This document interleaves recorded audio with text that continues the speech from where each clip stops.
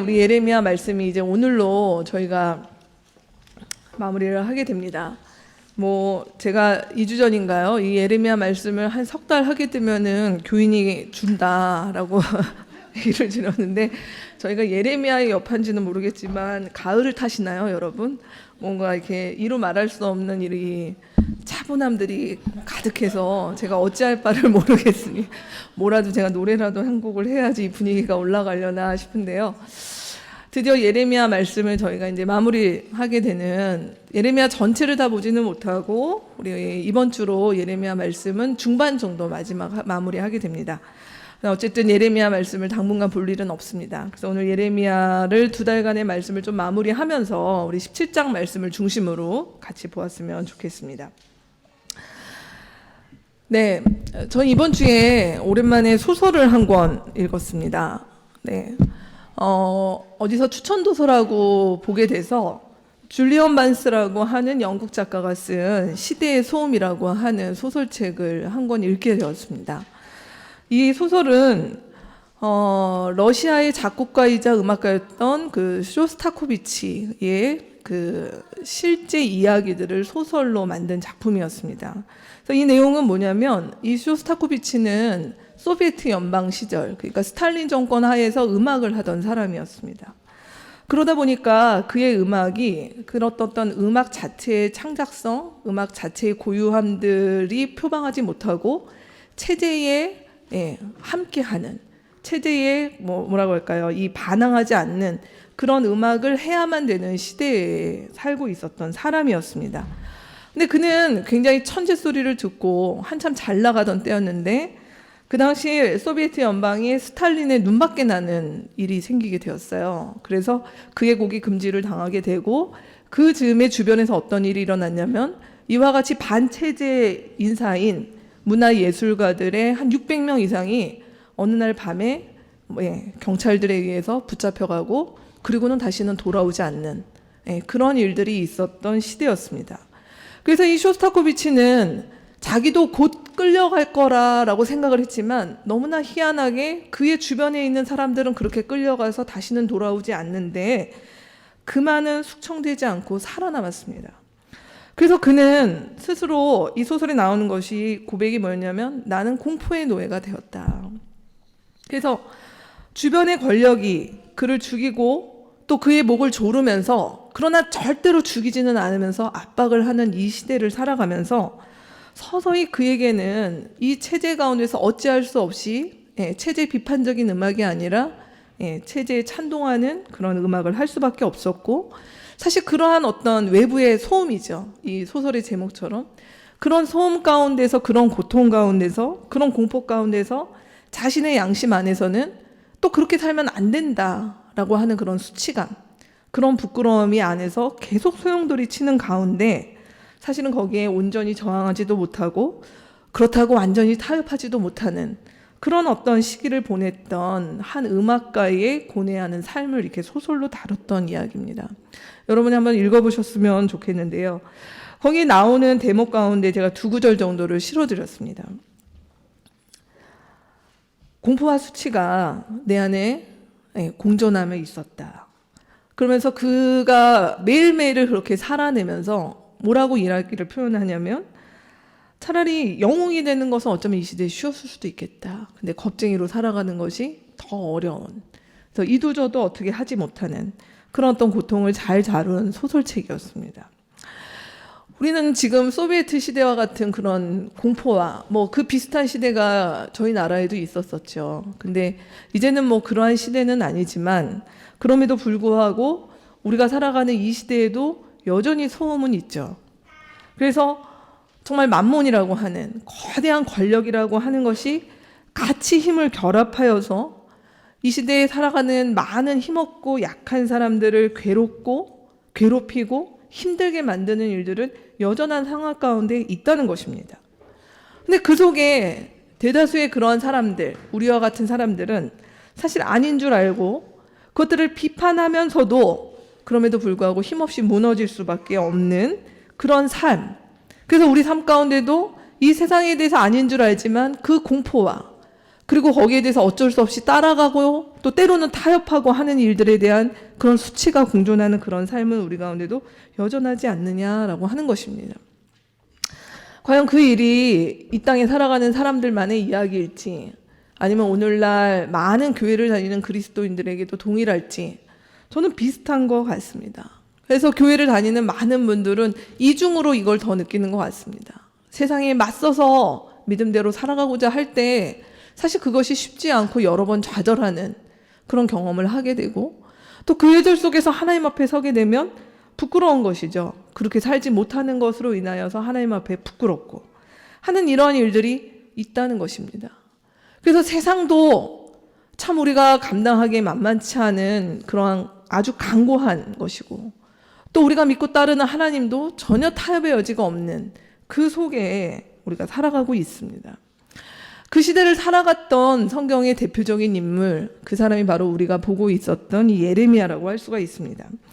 여러분, 우리가 예레미야를 거의 20장 가까이 보는 이 기간 동안 사실 예레미야가 부르짖었던 그 세상, 예레미야가 외쳤던 그 시대가 예레미야가 그렇게 목숨 거쳐 온갖 순환과 고난을 겪으면서 그의 메시지를 전했지만 바뀌었는가? 무슨 기적이 일어나는가? 하나도 거의 일어나지 않는 매일매일 좌절과 절망을 겪었던 일들이 있었죠. 그래서 오늘 1절에서 3절 말씀에 보면 참 한결같은 세상, 그 이유는 바로 다름이 아니라 그들의 마음 가운데 너무나 깊게 회복되지 않을 정도로 새겨진 죄악 때문이다 라고 먼저 밝히고 있습니다. 하나님의 진단을 우리가 같이 한번 읽도록 하겠습니다. 1절에서 3절 말씀인데요. 괄호가 있죠. 여러분 제가 한번 읽어드릴 테니까 괄호 한번 넣어보시죠. 유다의 죄는 그들의 마음판에 철필로 기록되어 있고 금강석 촉으로 새겨져 있다. 그들의 제단 뿔 위에도 그 죄가 새겨져 있다. 같이 읽겠습니다. 자손은 그 기록을 보고서 조상이 지은 죄를 기억할 것이다. 온갖 푸른 나무 곁에 높은 언덕에 들판에 있는 여러 산에 그들의 조상이 쌓은 제단과 만들어 세운 아세라 목상들을 기억할 것이다. 오늘 말씀에 보면 우리가 예레미야 말씀에서 살펴본 대로 이스라엘의 마음은 원래 하나님의 말씀을 새겨야 하는 곳인데 어찌된 일인지 그들의 마음에는 철필과 금강석 촉으로, 이건 펜을 말하는 것이 아니라 이렇게 조각할 때 쓰는 칼 같은 것이에요. 그러니까 다시는 회복이 안 되게 그들의 마음 가운데 죄가 죄로 새겨져 있는 그 상황이다. 그뿐만 아니라 제단불 위에도 죄가 새겨져 있다라고 얘기합니다. 여러분, 이 제단불은 이스라엘 백성이 하나님께 예배드릴 때 성소 안에 이 제단불에 제사장이 들어가서 그 제단불에 이스라엘 백성의 죄를 속하기 위하여 제단불에 피를 발랐습니다. 그 피를 바름으로 우리가 하나님 앞에 죄인이었지만 이 피로 말미암아 우리가 하나님 앞에 깨끗하게 되었습니다 라고 하는 것들을 상징적으로 보여주는 것이 그 제단불이었다는 것이에요. 근데 이제 그 제단불, 우리의 죄가 없음이 드러나는 그 제단불에 무엇이 새겨졌냐? 죄가 새겨져서 더 이상은 이들이 복구가 안 되는 상황이다라고 하는 것들을 보여주는, 그래서 가장 거룩하고 신성해야 될 곳임에도 불구하고 그 죄로 인해서 돌이킬 수 없는 오염 상태에 이르렀다라고 하는 것들을 보여주고 있는 표현이 제단불에도 죄가 기록되었다라고 하는 말씀입니다. 그렇게 기록된 죄, 우리는 이런 말 쓰죠. 기록이라고 하는 것이 결국은 기억을 지배하고 그 기억이 쌓인 것이 우리의 습관이다. 이스라엘 백성이 하나님 앞에서 그러한 죄의 기록들, 그들의 마음 가운데 새기고 심지어 가장 거룩해야 될 곳을 가장 죄로 뒤범벅이 되게 만드는 그 일들을 했을 때 그것들은 세대를 이어서 그들의 후손들, 그들의 자손들에게 누가 가르쳐주지 않아도 오늘 말씀에 나와 있는 것처럼 어떻게 된다고요?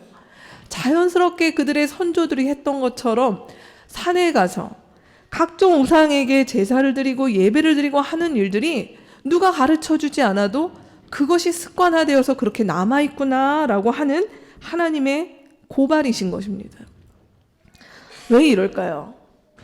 오늘 예레미야 말씀에는 결국 이 죄라고 하는 것이 어디에서 근거하고 있는가라고 할 때 결국 그들의 마음이 하나님의 죄의 출발이고 그 마음이 썩어져 버려서 다시는 복구가 안 된다.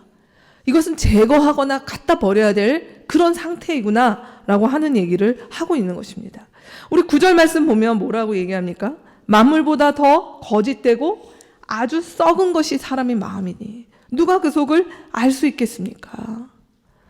예레미야가 몰라서 물어보는 말이 아니라 하나님이 앞에서 얘기한 너희의 죄가 복구 안 될 정도로 그렇게 새겨져 있다.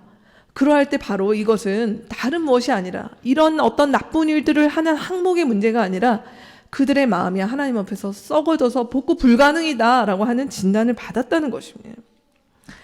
우리 이 말씀이 신약의 로마서의 초반부에 이렇게 표현되어 있죠. 사람들이 하나님을 인정하기 싫어하므로 하나님께서 사람들을 타락한 마음의 자리에 내버려 두셨다. 음식이 적당히 상하면 우리가 상한 부분을 이렇게 살짝 도려내고 나머지를 쓸 수 있는 경우도 있습니다. 근데 사람의 마음의 지금의 이 썩은 상황, 오늘 말씀은 뭐라고 그러냐면 복구가 안 되는 것이에요. 그럼 어떻게 될까요? 내버려 두고, 내버려 둔다는 건 결국 뭡니까? 때가 되면 버리는 일만 남은 그 상황이 되었다라고 얘기하는 것입니다. 여러분, 우리가 인생을 살고 나이가 들어가면서 아는 것이 뭘까요? 세상이 이렇게 발전하고 온갖 좋은 일이 있다라고 하는 것들을 우리가 부인할 수 없지만 사람의 마음에 새겨진 죄와 사람의 썩어버린 마음이 비롯해서 일으키는 수많은 문제들, 죄악들, 우리가 놀라는 일들은 매주 끊임없이 나오고 있지 않습니까? 저는 가끔 그런 생각을 해요. 언젠가 우리 요즘 종이신문을 안 보지만요. 신문에 쓸 사건 사고가 없는 날이 올 수 있을까? 기자들이 이번 주에 뭔가를 다루고 싶은데 사건이 없는 그런 날이 올 수 있을까? 근데 너무 희한하게 매주 마치 정말 놀랍고 어디서 이런 일이, 어떻게 이런 일이 하는 일들이 어떻게 그렇게 비일비재하며 있는 것인지 라고 하는 것들을 놀라지 않습니까? 오늘 말씀에서 그것은 새롭지 않다. 그것은 놀랄 일이 아니다. 썩어진 마음 가운데 그로 인해서 새겨져서 복구 안 되는 그 죄로 인한 결과물이다 라고 하는 것들을 얘기합니다. 그래서 이 세상이 너무 한결같은 것이죠. 분명 세상은 일면 좋아지는 면이 있고 하나님의 다스림이라고 하는 부분 우리가 분명 부인할 수 없지만 그에 반해 그 강고하고 완고한 죄와 썩어진 상태는 참 쉽게 변하지 않을 거라는 것을 우리는 예견하고 알 수 있는 것입니다. 자, 그렇다면 이런 한결같은 세상, 거기에 한쪽에 누가 또 계십니까? 참 한결같은 하나님이 계셔요. 세상이 이러면 적당히 포기하시거나 아니면 빨리 뭔가를 하시거나 어떤 타협점을 하지 아니하시고 참 한결같은 하나님이 계시다는 것이에요. 오늘 말씀해 보면 이 한결같은 하나님은 어떤 분이신가? 세 가지 얘기를 하고 있습니다. 10절 말씀해 보니 하나님은 누구시냐면 각 사람의 마음을 살피고 심장을 감찰하여 각 사람의 행실과 행동에 따라 보상하는 이가 바로 주다라고 얘기합니다. 사람의 마음이 썩어져 있다. 사람의 마음이 죄로 있다. 사실 이건 우리들은 묻어져 있죠. 근데 이 일들을 누가 가장 정확하게 진단하시는가? 사람의 마음을 조명하시는 하나님이다라고 이야기하고 있습니다. 하나님은 우리 각자의 양심에 대해서 그분의 가장 밝은 빛으로 우리에게 들이대시기 때문에 사실은 우리가 볼 수 없는, 우리는 그 정도쯤이야 했던 일들도 하나님 앞에 밝히 드러나는 일들이 있다라고 하는 것이죠. 그래서 그분이 마음을 살피고 심장을 살핌으로 결국 우리의 행동과 우리의 삶의 행실이라는 것은 그냥 나오는 것이 아니라 결국은 사람은 볼 수 없지만 우리 마음 가운데 있는 마음과 생각에서 나오는 것이잖아요. 그 일들을 하나님은 정확하게 원인 규명을 하시는 분이시다라고 표현하고 있습니다. 그래서 이 하나님 어떻게 하실까요? 다음에 나오는 말씀이죠. 주님을 믿고 의지하는 사람은 복을 내리신다. 그가 겉으로 어떤 모습으로 살고 아무리 어떤 신앙생활에 각종 이름을 붙여서 그의 직분과 생활과 이런 얘기를 한다 하더라도 결국 그의 마음이 주님을 믿고 의지하는 자에게만 하나님 복을 주신다라고 하는 것이에요. 그래서 7절에서 8절 말씀 같이 한번 읽어봅니다.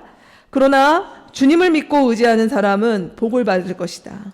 그는 물가에 심은 나무와 같아서 뿌리를 개울가로 뻗으니 입이 언제나 푸르므로 무더위가 닥쳐와도 걱정이 없고 가뭄이 심해도 걱정이 없다. 그 나무는 언제나 열매를 맺는다. 주님은 이런 분이십니다. 주님을 믿고 의지하는 사람에게 그의 삶 가운데, 그의 행실과 행동 가운데 아름다운 열매를 맺게 하시는 분이다. 그렇게 복을 주시는 분이다 라고 고백합니다. 그러나 반면 주님을 떠나 죄를 짓는 사람에게는 어떻게 하십니까? 보게 하니 저주를 내리시는 하나님이시다. 우리 3절 4절 말씀 같이 읽습니다. 내가 나라 구석구석에서 지은 죄의 값으로 내가 내 모든 재산과 보물을 약탈품으로 원수에게 넘겨주겠다. 그리고 너는 내 몫으로 받은 땅에서 쫓겨날 것이며 내가 알지도 못하는 땅으로 끌려가서 내 원수를 섬기게 될 것이다. 너희가 나의 분노를 불처럼 타오르게 하였으니 이 분노의 불이 영원히 꺼지지 않을 것이다. 또 이어서 읽습니다. 나 주가 말한다. 나 주에게서 마음을 멀리하고 오히려 사람을 의지하며 사람이 힘이 되어주려니 하고 믿는 자는 저주를 받을 것이다. 그는 황야에서 자라는 가시덤불 같아서 좋은 일이 오는 것을 볼 수 없을 것이다. 그는 소음기가 많아서 사람이 살 수도 없는 땅, 메마른 사막에서 살게 될 것이다. 주님을 떠난 사람, 주님을 떠나서 그가 자신의 마음과 또 자신의 죄가 이끄는 대로 우상을 섬기는 자들에게 하나님께서 그의 죄값으로, 특별히 여기 3절과 4절은 이스라엘 백성에게 주시는 말씀이었죠. 그래서 그들의 약속의 땅이 있지 못한다. 자신의 삶에서 누리고자 했던 이 약속의 땅이 그들에게서 박탈될 것이다. 그리고 그뿐만 아니라 5, 6절 말씀은 그겁니다. 겉으로 나는 우상을 섬기지 않았어요. 하나님 나는 바알과 아세라를 섬기지 않았습니다. 하더라도 그의 인생에서 하나님을 의지하지 않고 사람을 의지하는 사람들. 그 당대의 이스라엘 공동체 안에 많은 권력자들과 지도자들과 종교 지도자들이 사실은 하나님을 의지한다고 하지만 우리가 바벨론의 편에 설 건가 이집트의 편에 설 건가. 그 당시에 많은 사회의 민중들이 내가 어떤 유력한 가문과 지도자의 라인에 설 것인가, 이런 것들을 얘기하고 있는 때에 하나님 말씀하신 거예요. 그런 우상 숭배의 길을 내가 겉으로 걷지 않는다 하더라도 사람을 의지하는 자의 그의 마음이 하나님을 떠난 것이다.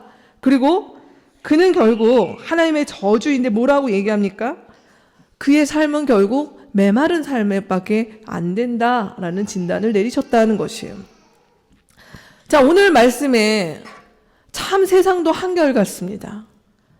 그 죄라고 하는 것들이 가벼워지거나 줄어들거나 뭐 이렇게 하지 않습니다. 하나님은 어떤 분이신가요? 이 정도 했으면 포기하셔야 될 분도 있는데 전혀 포기가 없으세요. 그는 우리의 마음을 가장 잘 아셔서 누가 하나님을 믿고 따르는지, 누가 하나님을 믿지 않는지에 따라서 하시겠다라고 얘기하셨다는 것이에요. 예언자는 누굽니까? 예레미야는 뭐 하는 사람입니까? 예레미야는 이 하나님을 떠난 세상, 죄로 인해서 오염되어 있는 이 사람들이 하나님에게로 가까이 가도록, 하나님에게로 이들이 그들의 마음을 돌이켜서 오도록 해야 되는 역할을, 그 거리를 좁히는 일을 하는 사람이 예언자였죠. 근데 우리가 예레미야 말씀을 통해서 보는 것처럼 이 일들은 예레미야가 한번 나가서 말을 하면 성경에 가끔 그런 일들이 있잖아요. 뭐 베드로가 뭐 설교를 하면 3,000명이 돌아오고 5,000명이 돌아오고 하는 일들이 있었는데, 예레미야는 말씀을 전했다가 구덩이에 갇히고, 예레미야는 말씀을 전했다가 뺨을 맞고, 예레미야 말씀 가운데 거의 대부분의 사람들은 등을 돌리는 일들이 있었다는 것입니다. 그러면 이 정도 됐으면 하나님 나는 모르겠습니다 라고 가야 되는데 그럴 수도 없는 상황 가운데 있었던 것이죠.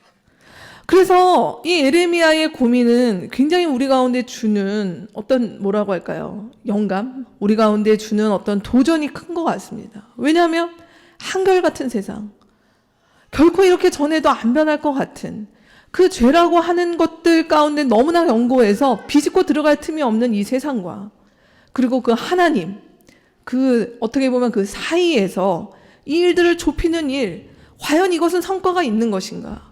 과연 이 일은 보람이 있는 것인가? 과연 이 일은 무엇인가? 내 손에 잡히는 열매가 있을 것인가? 라고 하는 부분이라는 것이죠.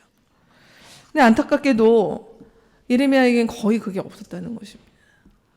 그럼 뭐냐? 그는 어떻게 그 속에서 하나님을 따라갔는가라고 하는 것들을 우리 네 가지로 오늘 말씀 가운데 같이 봤으면 좋겠습니다. 먼저 첫 번째로 예레미야는 자신의 삶을 하나님을 자기의 인생의 좌표로 설정한 사람이었습니다. 그래서 12절에서 13절 말씀 같이 읽겠습니다. 우리의 성전은 영광스러운 보좌와 같다. 처음부터 높은 산 위에 자리를 잡았다. 주님, 이스라엘의 희망은 주님이십니다. 주님을 버리는 사람마다 수치를 당하고 주님에게서 떠난 사람마다 생수의 근원이신 주님을 버리고 떠나간 것이므로 그들은 땅바닥에 쓴 이름처럼 지워지고 맙니다. 예레미야는 우리가 앞서서 본 내용을 그대로 담아서 지금 고백하고 있는 것입니다. 뭐라고 고백할까요? 하나님이 좌표입니다. 이 세상에 많은 영광스러운 것들이 있다라고 보지만 바로 주님의 성전, 이것은 그 당대 예루살렘을 얘기하지만 곧 이것은 하나님께서 계신 곳, 하나님 그분을 자신의 인생의 좌표로 놓고 가겠다는 것이죠. 그럼 바르게 우리가 좌표를 설정하면 어떻게 됩니까? 우리가 어디 목적지를 찾아갈 때 좌표를 바르게 놓지 않으면 그 길이 아무리 짧은 길이든 무슨 길이든 엉뚱한 데로 갈 수밖에 없죠. 근데 예레미야 자체는 지금 뭐라고 얘기하냐면 주님의 성전이 내 좌표라는 거예요. 영광의 좌표는 주님의 성전이다. 그리고 이 세상에 아무리 높아진 것들이 있다 하더라도 결국은 하나님의 성전보다 높은 것은 없다라고 하는 그 고백이 바로 상반절에 나오는 고백입니다. 그래서 하나님, 내 희망은 물론 여러 가지 힘들지만 주님께 내 희망을 두고 주님께 내 인생의 바른 좌표를 주님께만 두겠습니다라는 고백이라는 것이에요. 그러면서 뭐라고 고백합니까? 자기에게도 그런 유혹과 때로 환난이 있지만 하나님, 내가 주님을 버리지 않고, 왜냐하면 주님을 버리는 그 잘못된 좌표는 결과적으로 이 땅 가운데서 소멸로 끝나기 때문에 나는 그렇게 가지 않고 주님께 내 인생의 좌표를 두고 주님께 가겠습니다 라고 하는 고백을 지금 굉장히 하나님 앞에서 다짐하며 하고 있는 것이에요. 왜 그럴까요? 이 17장의 말씀의 톤을 읽어보면 이 예레미야의 이 고백은 너무나 그냥 즐거워서 정말 하나님 너무 좋으신 분이에요 라고 하는 그런 고백 가운데서 나오는 고백으로 느껴지지 않아요. 사실은 자신을 하나님의 좌표로 삼았는데 생각보다 힘든 일이 너무 많은 것이에요. 하나님이 좌표가 맞는 줄 알고 가는데 도대체 이게 이루 말할 수 없는 고통과 어려움이 내 삶 가운데 도처에 있는 것이에요. 그럼에도 불구하고 지금 이 선지자는 뭐라고 얘기하는가? 그럼에도 불구하고 라고 하는 단어가 우리가 읽은 말씀에 곳곳에 생략되어 있습니다. 그럼에도 불구하고 주님의 성전이 가장 영광스럽습니다. 주님의 것이 가장 높은 곳에 있습니다. 주님, 내가 여기서 포기하지 않고 가겠습니다. 이것의 끝에 저 하나님보다 높아진 것들이 소멸될 것들을 내가 볼 것을 알기에 어렵지만 가겠습니다 라고 하는 고백으로 하나님 앞에 당신이 나의 좌표입니다 라고 고백하고 있는 것이에요. 근데 제가 말씀드린 것처럼 현실로 돌아오고 당장 눈 떠서 하루를 시작하는 예레미야의 삶 가운데는 마음 상하는 일들이 늘 일상에 있었다는 것이죠. 14절 말씀에 이런 15절 말씀 같이 한번 읽어보겠습니다. 백성이 저에게 빈정거리는 말을 들어보십시오. 주님께서는 말씀으로만 위협하시지 별것도 아니지 않느냐. 어디 위협한 대로 되게 해보시지 합니다. 예레미야가 끊임없이 하나님의 심판을 얘기하고 너희의 썩은 마음에 대해서 얘기하고 돌아오라 얘기했지만 아무 일도 일어나지 않았을 때 주변에 많은 사람들이 이제는 비아냥거린, 처음에는 어쩌면 이 말씀을 듣고 마음 가운데 경각심을 그런가? 뭐 이런 생각을 했는데 아무 일도 일어나지 않는 일들이 계속 반복될 때 그만해. 이런 그런 예레미야 또 나왔네. 예레미야 또 나왔네. 또 똑같은 얘기 하겠지. 그런 비아냥거림이 그의 삶 가운데 늘 있었다는 것입니다. 어떤 사람은 와서 또 진지하게 얘기를 했겠죠. 꼭 그렇게 해야 돼? 봐, 너만 제사장이야? 너만 하나님 말씀 들어? 너만 예언자야? 저 봐, 다른 예언자들 딴 얘기 하는데 하나님 말씀하시는데 너만 딴 얘기 하잖아. 어쩌면 진지하게 그에게 권면을 하는 사람들도 있었을 것입니다. 그런 일들을 계속적으로 반복적으로 당하면 어떻게 될까요?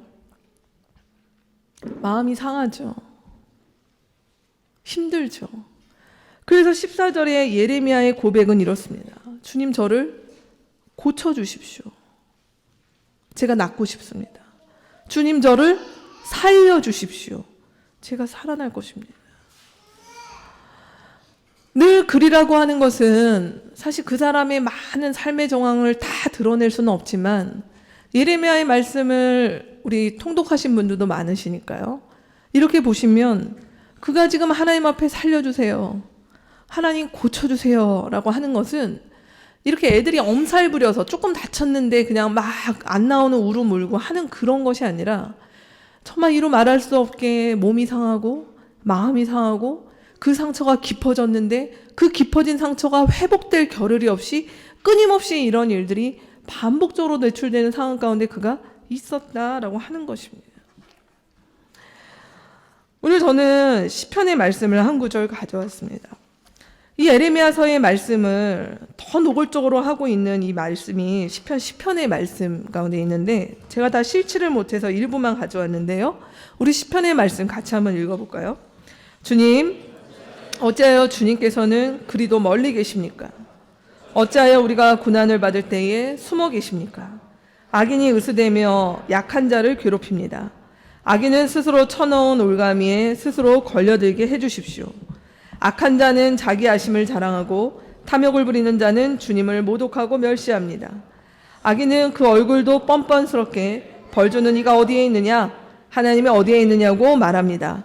그들의 생각이란 늘 이러합니다. 그런데도 악인이 하는 일은 언제나 잘되고 주님의 심판은 너무 멀어서 그들에게 보이지 않으니, 악인은 오히려 그의 대적을 보고 코웃음만 칩니다. 그는 마음속으로 내가 망하는가 두고 봐라, 나에게는 언제라도 불행과 저주란 없다 하고 말합니다. 그들의 입은 기만과 폭언으로 가득 차 있고 그들의 혀 밑에는 욕설과 악담이 가득합니다. 그들은 으슥한 길목에 숨어 있다가 은밀한 곳에서 순진한 사람을 쳐 죽입니다. 그들의 두 눈은 언제나 가련한 사람을 노립니다. 굴 속에 웅크리고 있는 사자처럼 은밀한 곳에서 기다리거나 때만 만나면 연약한 사람을 그물로 덮쳐서 끌고 갑니다. 불쌍한 사람이 억눌림을 당하고 가련한 사람이 폭력에 쓰러집니다. 악인은 마음속에 이르기를 하나님은 모든 것에 관심이 없으며 얼굴도 돌렸으니 영원히 보지 않으실 것이다 합니다. 주님, 일어나십시오. 하나님, 손을 들어 악인을 벌하여 주십시오. 고난받는 사람을 잊지 말아 주십시오. 이 예레미야의 하나님, 제가 많이 아픕니다, 힘듭니다 라고 하는 이 이야기가 사실 예레미야뿐만이 아니라 성경에 나오는 수많은 그리스도를 따르고 하나님을 따랐던 백성들의 삶 가운데는 이런 일들이 일상적으로 일어났던 사람들이 많이 있었습니다. 그래서 오늘 우리가 읽었던 이 시편의 이 고백처럼 어떻게 된 일인지 하나님께서 그렇게 복을 주시고 하나님을 따르는 자에게 주신다고 했던 그 복은 내 복이 아니라 저 악한 일을 하는 자들에게 오히려 간 것 같고, 저 악한 자들에게 하나님께서 주시겠다고 하는 그 저주가 도리어 내게 온 것과 같은 그러한 상황들을 살아가고 있는 이 땅의 많은 우리 믿음의 선배들, 그들의 고백이 바로 이러한 고백들이죠. 저들은 하나님을 두려워하지도 않습니다.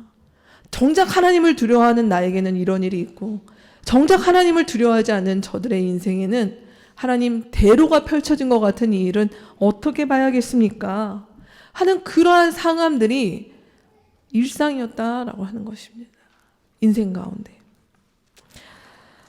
이 정도 되면 그만하고, 아닌가 보다, 하나님 말하신 거하고 좀 다르시네 이분이, 이거 알고 봤더니 이분이 좀 아니시구나 하고 이렇게 가야 되는데 그것도 못해요. 그도저도 못하고 도망도 못 가요. 회피도 못해요. 그리고 자기 자리를 지킬 수밖에 없어요. 이런 아이러니가 어디 있습니까? 16절 말씀에 보면 예레미야가 이렇게 고백합니다. 우리 목자님들이 읽으셔야 되겠습니다. 가로에 들어갈 말은 목자입니다. 목자님들 한번 읽어주시죠. 그러나 저는 목자가 되지 않으려고 도망을 가거나 주님 섬기기를 피하려고 하지도 않았습니다. 재앙의 날을 오게 해달라고 간구하지도 않았습니다. 주님께서 보시는 앞에서 제가 아래였으므로 주님께서는 제가 무엇을 아래였는지 알고 계십니다. 네, 목사님들에게 주시는 말씀은 아닌데 제가 이렇게 읽어보라고 했습니다. 오늘 이 말씀은 무슨 얘기일까요?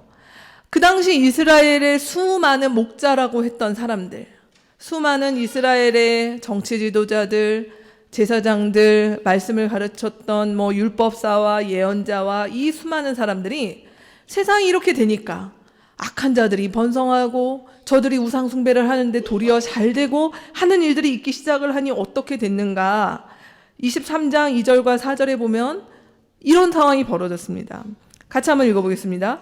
그러므로 나주 이스라엘의 하나님이 내 백성을 돌보는 목자들에게 말한다. 너희는 내 양떼를 흩어서 몰아내고 그 양들을 돌보아 주지 아니하였다. 너희의 그 악한 행실을 내가 이제 벌하겠다. 나 주의 말이다. 내가 그들을 돌보아 줄 참다운 목자를 세워줄 것이니 그들이 다시는 두려워하거나 무서워 떠는 일이 없을 것이며 하나도 잃어버리는 일이 없을 것이다. 나 주의 말이다. 이스라엘의 상황은 하나님 앞에 목자로 부름받았던 사람들이 이제 우리도 이제 그렇게 살 필요가 있나 떠나버린 것이에요. 자신의 양떼를 버리고 그들도 같이 뭘 하냐면 마음이 부패한 대로 죄악을 짓는 일에 그들이 이 땅의 하나님 나라의 방식이 아닌 다른 일들을 쫓아서 살아가는 목자들이 비일비재 늘어가기 시작했다는 것이에요. 다 그렇게 이제는 하나님의 말씀을 모른다, 잘 몰라서 그런다고 하는 일반 백성뿐만이 아니라 하나님의 말씀을 가르치고 하나님의 말씀을 받았다라고 하는 이들조차도 그렇게 가는 일들이 비일비재했다라고 하는 것이에요. 그 속에 지금 예레미야는 뭐가 됐습니까? 거의 혼자 된 상황이나 마찬가지 상황이죠. 다 떠났습니다. 다 피해버렸습니다.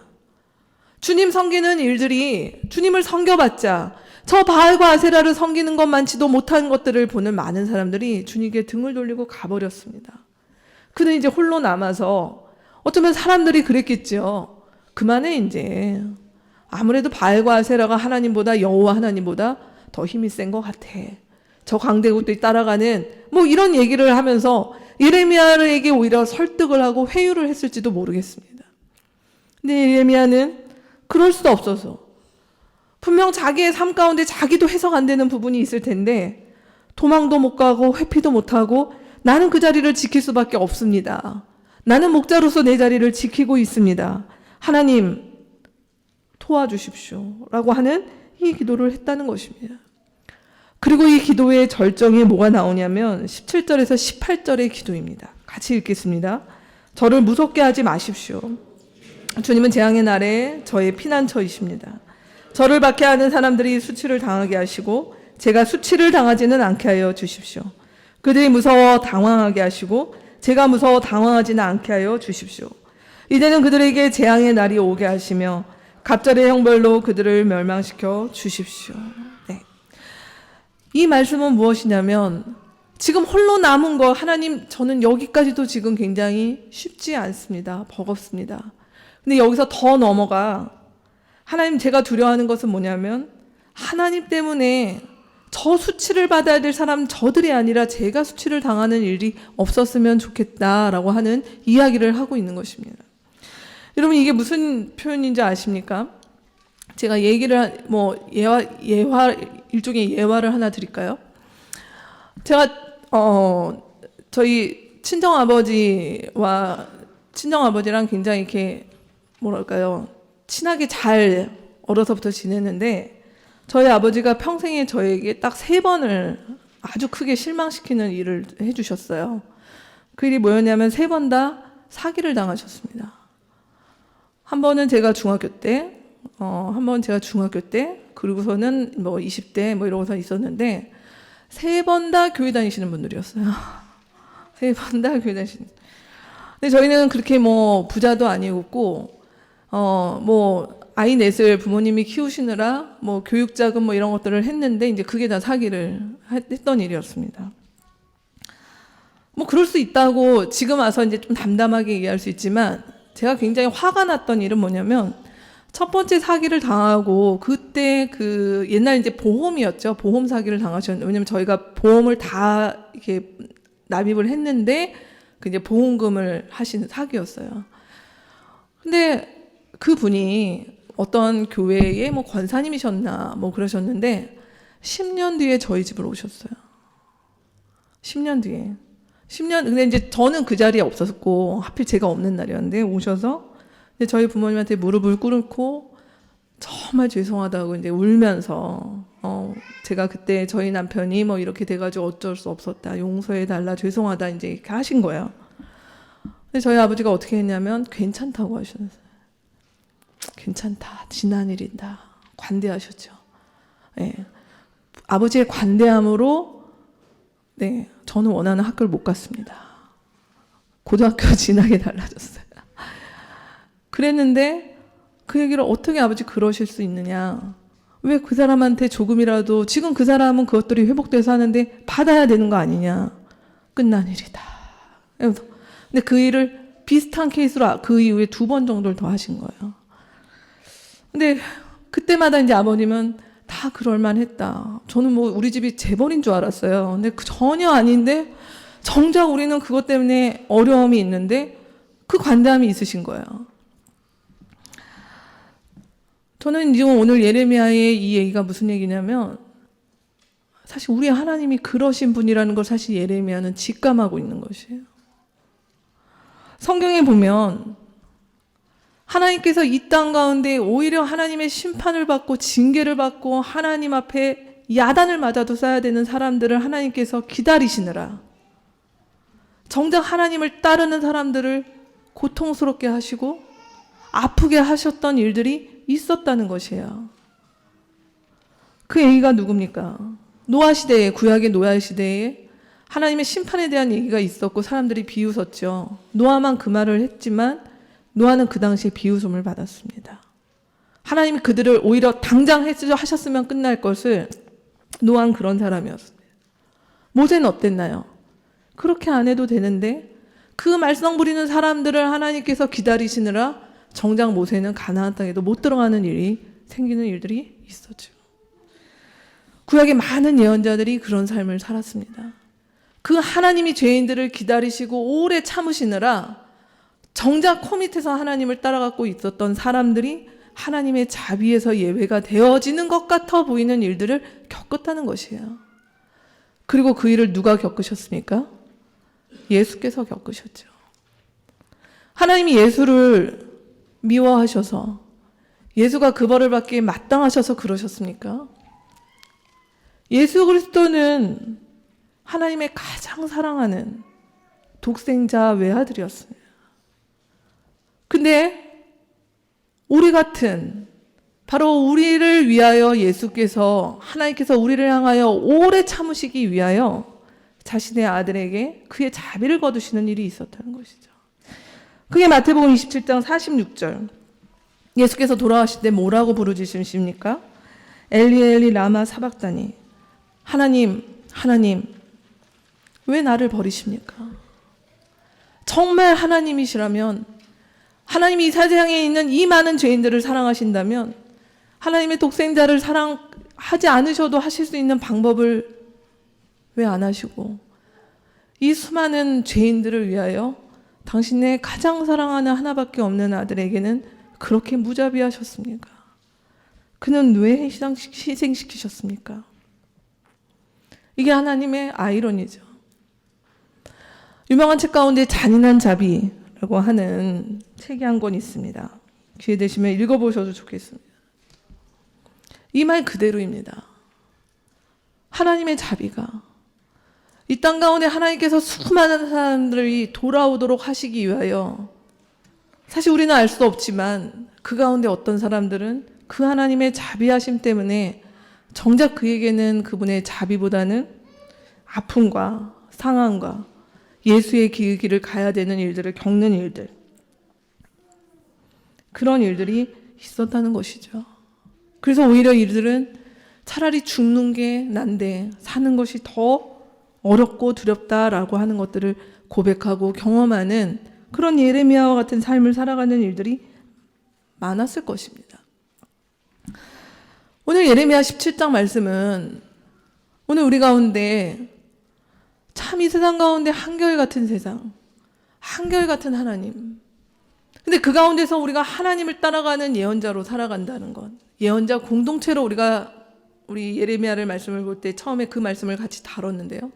그래서 이 땅 가운데 우상을 폭로하고 허위된 것들을 폭로하고 하나님의 따르는 길을 폭로하는 그 길 가운데 주께서 우리를 부르셨는데, 이것은 그렇게 우리가 생각하는 어떤 이렇게 방정식과 공식처럼 내가 이런 일을 하면 하나님께서 때가 되면 내 손에 보람을 주시고 우리에게 성과를 주시고 열매를 주시는 일이 아닐 수도 있다는 것이에요. 그 길에 가면 갈수록 사실은 어쩌면 굉장히 구질구질한 삶으로 갈 수 있어요. 굉장히 찌질한 삶이 될 수 있어요. 예레미야가 보여주는 것처럼 하나님, 정작 내가 하나님을 떠나지도 않고 하나님 앞에 붙어서 이렇게 살고 있는데 왜 하나님 나한테 이러십니까? 근데 정작 자기는 죽지도 못하고 떠나지도 못하는 그 아이러니 속에 갇혀서 하나님, 그 수치가 내게 오질 않았으면 좋겠습니다 라고 얘기하지만 결국 예레미야의 삶은 그 수치 가운데 그의 삶을 살다가 간 사람이 되었었죠. 이게 무엇이냐라고 하는 것입니다. 왜 이런 일이 있는가? 사실 이런 일들은 소수의 하나님 앞에 부름받은 헌신된 사람들의 이야기가 아니라, 제가 예수의 그리스도 얘기를 드렸던 것처럼 이 땅 가운데 그리스도의 백성으로 하나님의 자녀로 살아가고자 하는 자들에게는, 무릇 그리스도를 따라가고자 하는 자들에게는 고난과 핍박이라고 하는 것들은 옵션이 아니라 필수라는 것입니다.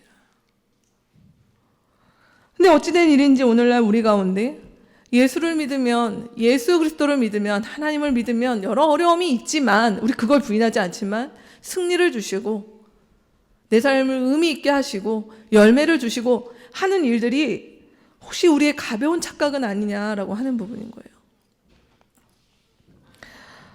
오늘 저는 결론에 예레미야 애가 3장의 말씀을 좀 줄여서 가져왔습니다.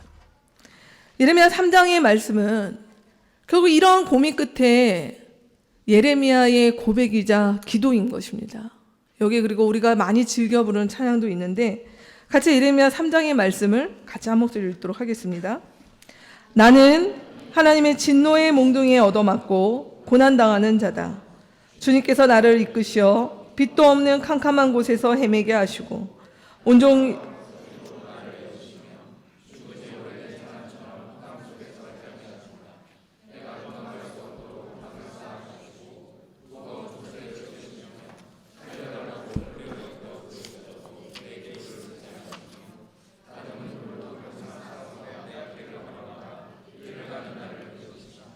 주님께서 나를 관역으로 삼아서 활을 당기신다.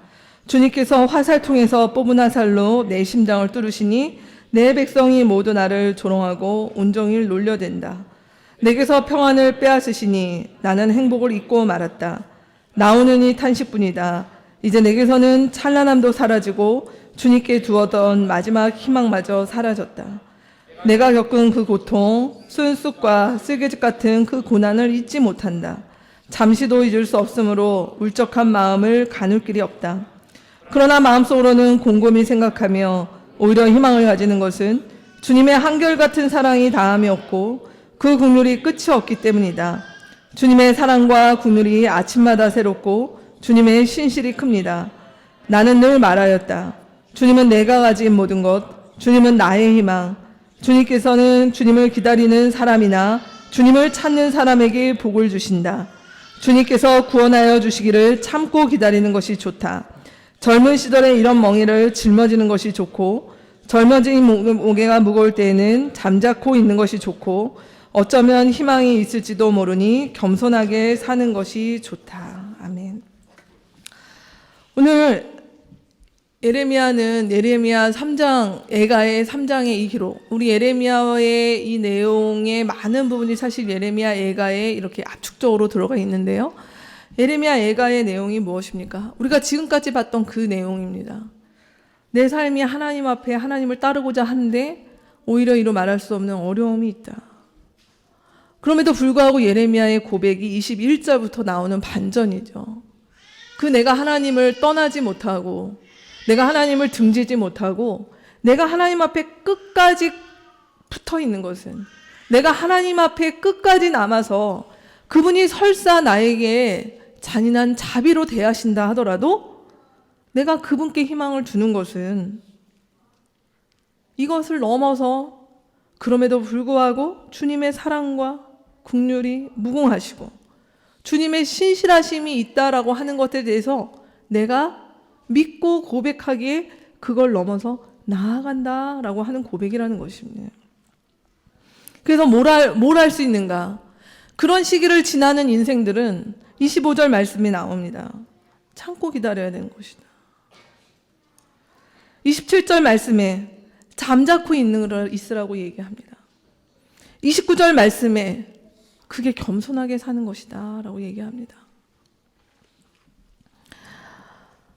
우리의 안팎의 소음이 걷잡없이 머무를 때, 또 우리가 나이 들어가면서 내가 세상에 대해서도 하나님 앞에 대범하지 못한 것 같고 뭔가 하나님 앞에서도 내 삶에 그렇게 뭔가 열매와 성과가 없는 것 같은 그런 일들이 있을 때, 오늘 예레미야 우리 가운데 주는 도전은 무엇이냐면 우리 눈에 보이는 열매와 성과와 이 일들이 아니라 때로 우리의 인생 가운데 하나님 앞에서 우리가 참고 견뎌야 하는 것, 잠자코 침묵하며 그 시간을 그냥 버텨내야 하는 것, 그리고 그 안에서 그저 겸손하게 우리의 일상 가운데 하나님을 떠나지 않고 주님의 한결같은 사랑을 얘기하지만 정작 내 삶 가운데 그분이 나에게 설사 잔인하게 대하더라도 그분 가운데 뿌리를 두는 이 일들을 통해서, 이런 기다림을 통해서, 이런 치열함을 통해서 우리는 누구로 나아갑니까? 비로소 예언자로, 비로소 예언자 공동체로, 비로소 예수를 따르는 무리로 거기서 자라게 되고 거기서 성장하게 되고 거기서 하나님 앞에 나아가게 되는 것이다 라고 하는 것입니다. 말씀을 맺겠습니다. 등산을 제대로 해보신 분들이라면 이게 그냥 동네 뒷산 올라가는 정도가 아니라 어디 트레킹을 가시거나 최소 2박 3일 어디 종주를 하시거나 하시는 분들이 하시는 많은 이야기가 있습니다. 저는 아직 지리산 정도밖에는 안 가봤는데요. 뭐 히말라야나 어디 뭐 이런 데 멀리 가시는 분들의 얘기를 들으면 정말 노련한 등산가, 등산을 좀 해보셨던 분들은 절대 빨리 걷지 않아요. 무엇이 나오든 그들의 보폭을 일정하게 유지를 하는 법을 배웁니다. 그러다 그렇게 긴 트레킹을 하다 보면 때로는 폭설에, 때로는 비바람에, 때로는 눈에 이런 일들을 만날 때가 있죠. 그럴 때 이들은 어떻게 할까요? 걸을 수 있다면 최대한 그 속에서도 보폭을 유지하며 걷다가 도저히 안 될 것 같으면 그때 거기서 머무르는 것입니다. 거기서 그 날이 거치기를 기다리면서 그 다음에 다시 전진하는 것입니다. 그래야 비로소 그들이 목적지에, 그들이 원래 가고자 했던 곳에 도달할 수 있는 것이죠. 신앙이 초보일 때는 우리가 하나님 앞에 조금 힘들고 라고 할 때 하나님께서 우리 가운데 뭐 이렇게 주시는 일들이 있습니다. 근데 그 신앙의 단계에서는 우리가 하나님 앞에 주님께서 주신 이 사명으로 갈 수가 없습니다.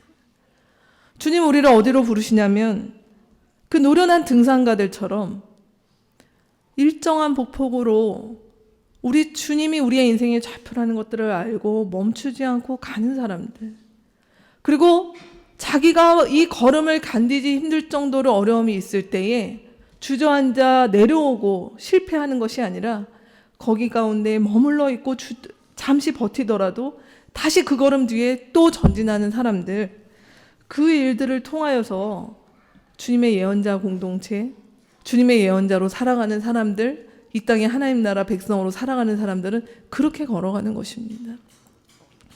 오늘 예레미야 우리 가운데 말하고 있습니다.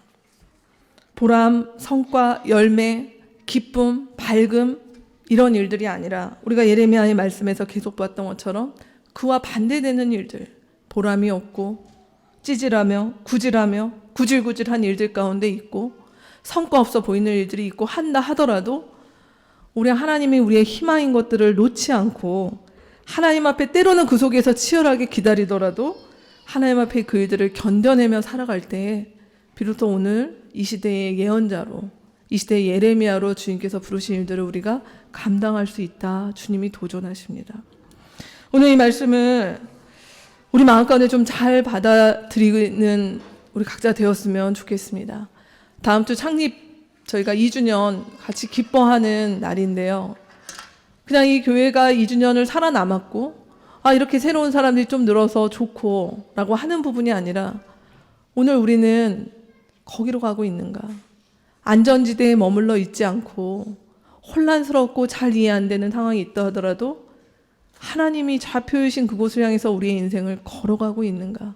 그 일을 향해서 내가 견뎌가고 있는가? 그 속에서 나는 단단해지고 있는가? 라고 하는 이 일 앞에 우리가 매주 매일매일 하나님 앞에 맞서는 우리 공동체가 되었으면 좋겠습니다. 시대가 호락호락하지 않습니다. 이 시대에 하나님 백성답게 무너지지 않고 살아가는 길, 오늘 예레미야의 말씀 가운데서 우리가 기다리며 기대하며 그런 치열함으로 살아내는 우리의 신앙 되기를 주님의 이름으로 축복합니다. 같이 기도하겠습니다.